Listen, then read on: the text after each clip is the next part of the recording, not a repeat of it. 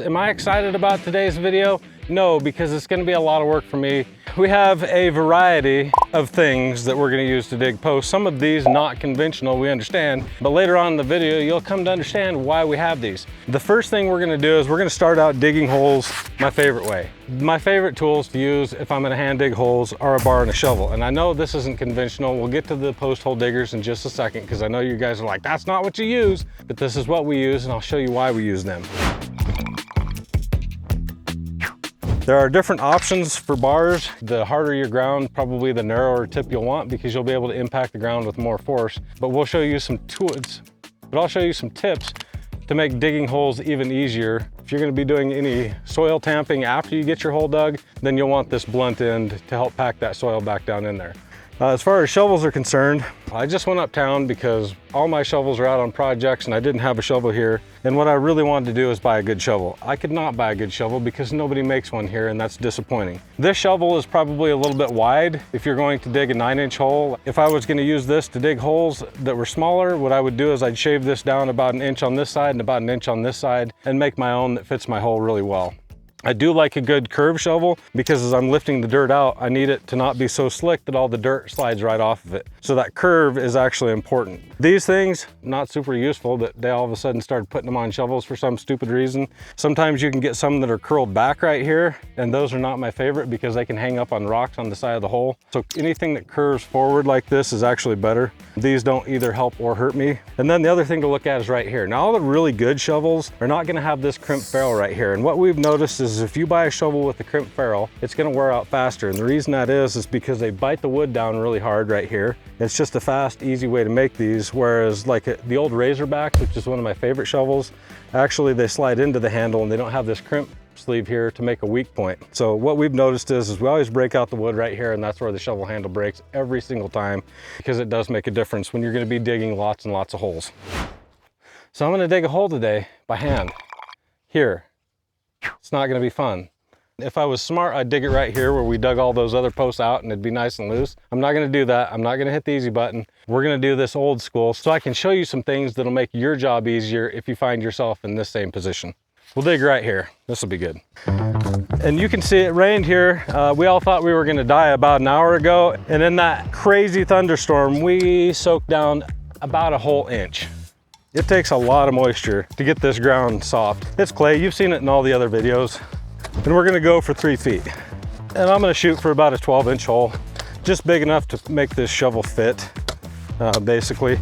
That's about as far as I'm gonna get down before we have to break out the bar. Now, the most important thing is to get a good hole and dig it straight down. There are things that you can do when digging your hole that are better than other things, and some really disastrous things you can do when digging a hole. The guy that taught me how to dig holes said we don't want ice cream cones, which is absolutely the truth. We don't want a tapered hole. And just about any time I pull out concrete from homeowner do-it-yourselfers, they have a really tapered hole that is maybe 2 feet deep, but at the bottom it's only about this big around, and at the top it's this big around. That's very weak and is gonna be prone to failure because it doesn't take a whole lot of effort to pull those posts out of the ground or to push them over. So don't do that. Yeah, this ground's solid. So if you don't do this all the time like me and your hand's a little bit soft, no judgment at all. My hands have definitely gotten a little bit soft. Definitely wear some gloves because that impact will make your skin slide and you will have the biggest blisters all over your hand that you can imagine. So we're about 1/10 of the way there. A lot of people will randomly chip around, and that's not a good idea. So the first thing I do is I make my hole shape. So we try and get this hole shaped. And as we go down, we're gonna wanna go like this so that our hole doesn't end up coned. If we just go like this, it'll constantly slip, and that's where we'll end up with a really small hole at the bottom. So always be chipping into the side like that. That's key number 1. The second thing we're gonna do, once we get a hole started and we've established our diameter, is we're gonna actually chip a little hole out in the center. So I want a little maybe 2-inch by 2-inch square, about the size of my bar. We're gonna really use some force to chip out that middle. We're not gonna dig the whole entirety of the hole. We're gonna really try and focus on that center point and nothing else. So once we've loosened all that in the center, now we can start chipping that in to the center hole that we have. So we can come over here and now chip that off really easily. We're getting nice big pieces and we're making good progress all the way around. I'm sure you're thinking right now is just get out the post hole diggers. That's what they're called. That's what they're for. It would not make this go any faster. I'll illustrate that later on, so just stay with me. Now, a hole that would take us 30 minutes to dig here in Wyoming might only take us 20 seconds in Florida. So results may vary based on soil type.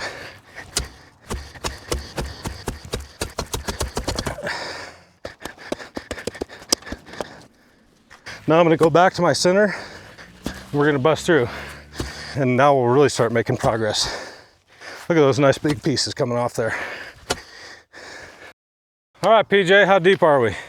Ooh, we're screaming now. We're 18. That's halfway. If I was gonna switch over to the post hole diggers, it would probably be about now. And that's because I can tell by how easy my bar is going into the ground that it's soft enough for those to work, and we don't have any rocks to hang us up. Again, more on that in the future.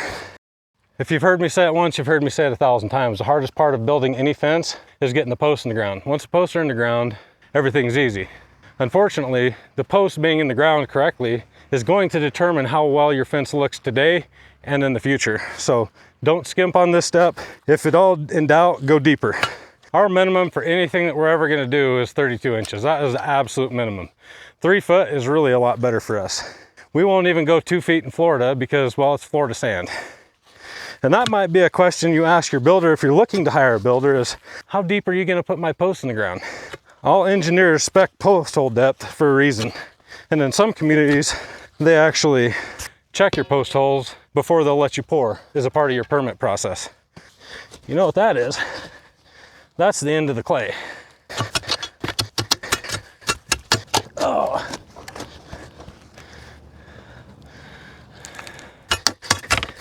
Now, when you get into this rocky stuff, the sandy rocky stuff, it's not as important to start out with that really small hole in the center. That's really good for clay soils and really heavy, hard pack soils. I like to turn my shovel backwards and kind of get the loose dirt around the edge. I'll push to one side. So I'll do this a lot. And that also helps me keep the hole nice and straight. Then once I get it to one side, I can flip it around and pull all the dirt out. Just kind of shaking it to get it all in the center of the shovel. And this is where that curvature really matters. A straight up and down shovel would be terrible for this. Fun little fact, I used to ride around with my dad who's blind and like actually look for rocks and dig them out of the ground for fun. I'm pretty much over it. My dad loves them. I did not inherit his love for rocks. That's a beautiful hole. I don't care what anybody says. If you disagree with me, just stop watching now because it just doesn't get any prettier than that. That hole is straight up and down. It's not perfectly round and it took me a lot longer. Something else I probably need to remind you guys. This is not a pry bar. That's a pry bar. This is a good way to break a shovel, prying with it. Now, in our last video that we did, everybody was talking about how when we get down there, we need to bell out the hole. Now that's a great idea. And if you can do it and you want to do it, that's fine. That's only going to do so much good. If you're going to bell your hole, you still have to be below frost depth because if you don't, it can still force that out. Now, if you're not going to go below frost depth, maybe you can make the argument that that's locking it into the frost layer. I would never do that. I would always go to the 3 feet or just beyond 3 feet to make sure we're below the frost layer. But if you don't want to, that's going to give you the best chance for success, but still not something I recommend. Having a belled hole is not going to guarantee you don't have a failure. The biggest thing to keep in mind is you need to get below that frost layer. If you get below the frost layer and you don't have a cone-shaped hole and it's straight up and down, you'll still be good. Now, another thing people mentioned is when we drill our holes with an auger, sometimes that top little bit will break out and then you'll have a big belled hole at the top. That's another reason that we never ever advocate for bringing the concrete all the way to the top. We're not gonna hand dig every hole, and augers just naturally do that when they drill holes. Making sure that we leave the concrete below that bell is super, super important. It also gives us it does a frost lock, because then we can put the dirt back over the top of the hole, and then that's gonna freeze and make it even harder for that post to get shoved out of the ground. We've been doing it like that here in Wyoming now for 20 plus years and have never had post failures and post heaves. So keep that in mind when you're digging a hole. Belling isn't the most important thing, and having at least a straight hole is extremely critical. Okay, now, I don't know how long that took. It was kind of hard. So we have these, we have these. I guess now we'll talk about these. These are great in theory. I have two big problems with these.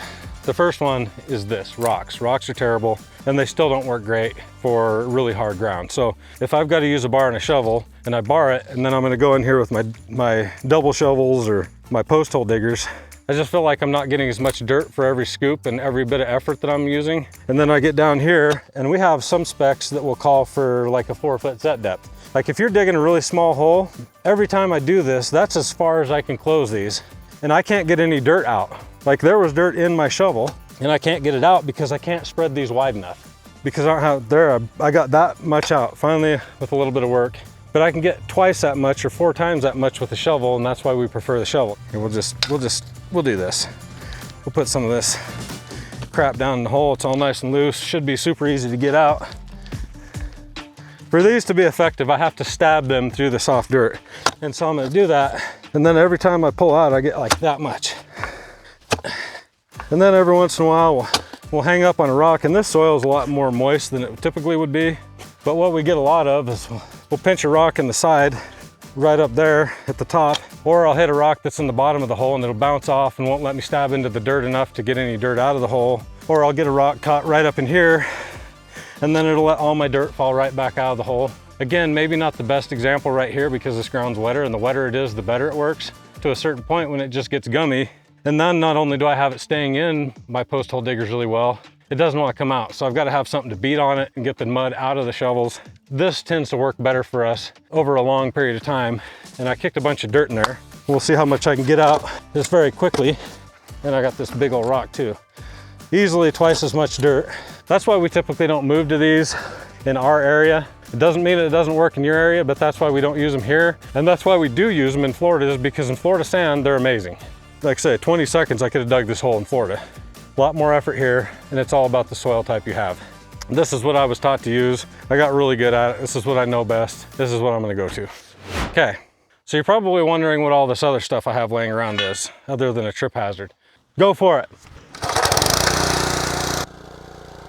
The next thing I want to do is I want to try and use a pressure washer. My intent here is to send the pressure washer down as deep as I can. Maybe that little bit of added water will make this top softer and make it easier to dig the holes. So the hope is that kind of dug that little hole we were talking about in the center, and maybe we'll make this easier.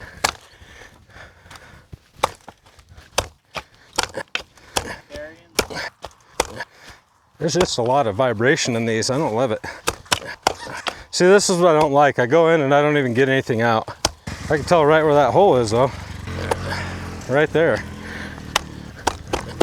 Now, if you're going to dig with these, one of the things to do is you can use them kind of like a bar and just stab them a bunch of times, and that does help. You can see we're actually able to get down in there pretty easy. I'm still pulling water out. There you go. If you're into really hard ground, maybe add a little bit of water, and that'll really soften it up. Notice we didn't use a lot of water. All we did was get the wand to go all the way down and make things easier for us. And if you just absolutely love the double shovels, the post hole diggers, then by all means use them. Use what you're comfortable with. But for me, this is just a lot harder than using a bar and a shovel. Because had I used that same pressure washing trick with the bar to get that center soft, I'd have gone right through the hard stuff, no problem. So the last thing I thought I'd do is introduce this. We already got the pressure washer here, and with the vacuum, I feel like we're 90% the way to a vac system, you know, hydrovac. So we're gonna see if we can dig a hole out here using nothing but a shop vac and a pressure washer. I can't say no manual labor because emptying this thing is gonna kind of suck, but less manual labor.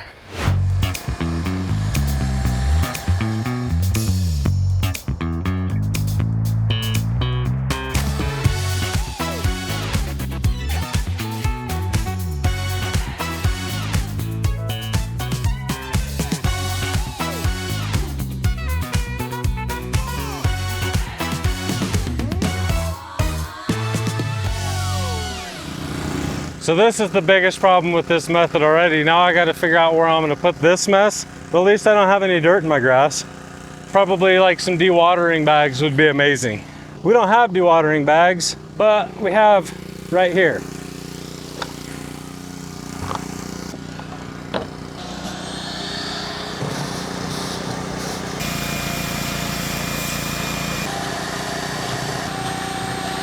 You can probably see now we're probably about 24 inches down. You want to get your tape measure? because we've hit the rock layer. So it's gonna get a little tougher to suck all this stuff out because it won't fit up in the holes. But I'm surprised at how well and how fast this works. The two problems that I can see are, number one, I'm filthy, and number two, I don't have a good place to put that.